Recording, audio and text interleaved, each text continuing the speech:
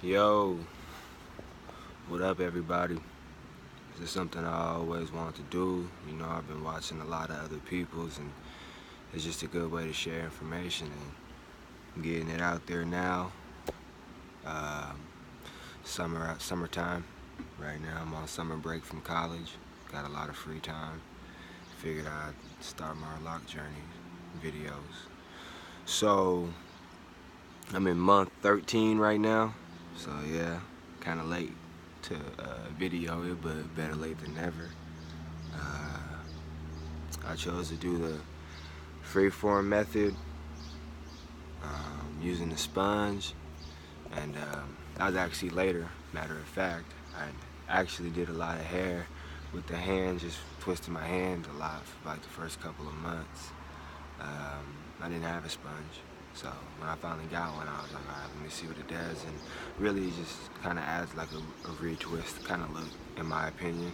I actually did the sponge earlier today, and you can see how they kind of like defined a little bit more now than they usually would be, as you'll see in later videos. Matter of fact, I started growing them out June 2017.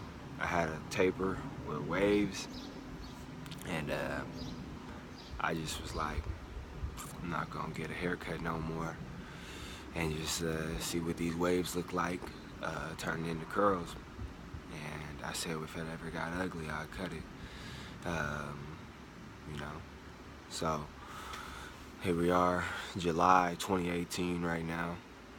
It's actually July 3rd to be exact. And yeah. So talk about why I grew my dreads. Was, and I call them locks, I call them dreads. Really, I just say my hair most of the time, but I say anything. It's just a part of me. Whatever someone usually says back, or they would understand, I say. So, not too particular on wordage, but I grew them out because I just wanted to see how it looked. I started out with an afro. I had braids.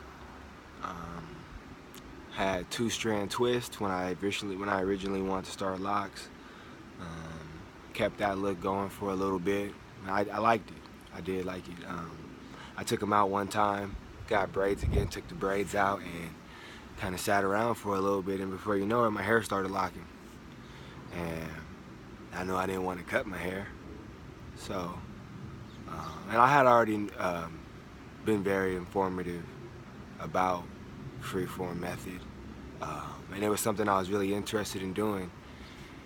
So maybe that's why it happened the whole time. But it just ended up kind of forming on me, and I didn't want to cut it. I wanted to see, okay, what would it look like? So then I just kind of embraced it and started just rubbing it a lot in circle of motions. And I watched lock journeys on freeform just to make sure I'm not doing something to really damage my hair or anything. I don't want to over twist it or nothing like that. So I would do that probably like once every 3 days maybe, and just kind of let it go. And along the way, I started wrapping my hair up at night. I felt like that helps out the process of like making my hair combine, lock, and whatnot. Well, yeah, you can see I still kept the taper look going, but I barely get it touched up now.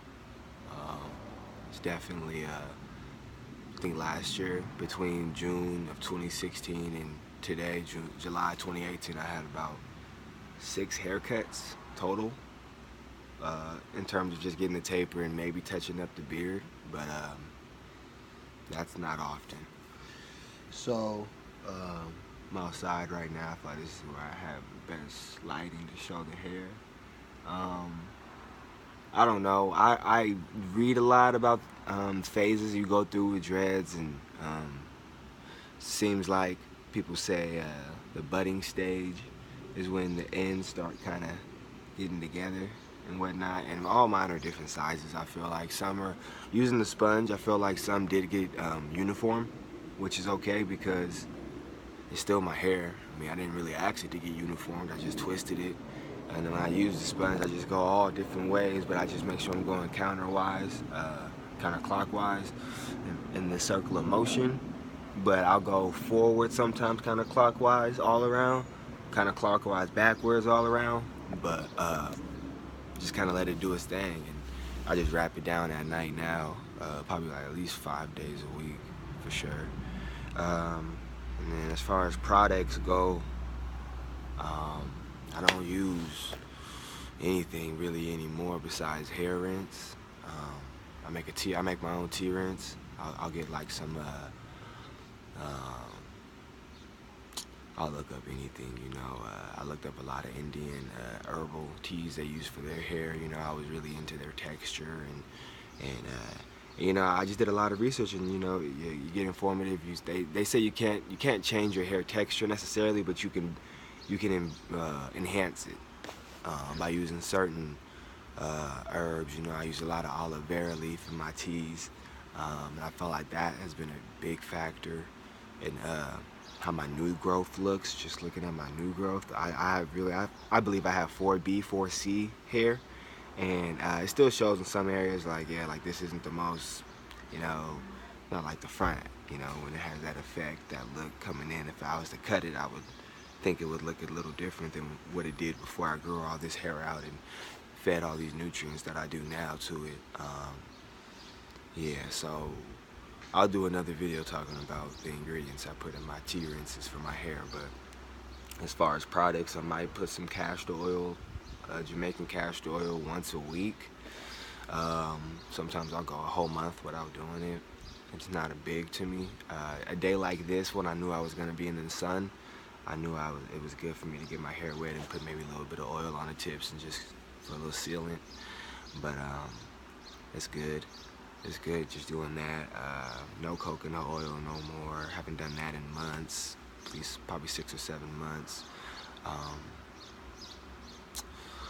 think that's it for the first video, you know. I'm gonna upload this. I'll start a channel. Y'all can subscribe. That'd be cool. And let's just get it out here, you know. I'm down to answer any questions. Just all about sharing knowledge, you know. I'm based in the Northwest right now, you know, the Washington, Oregon area. Our summers are nice, getting this sun, so, you know, I'm out here trying to embrace the melanin, you know.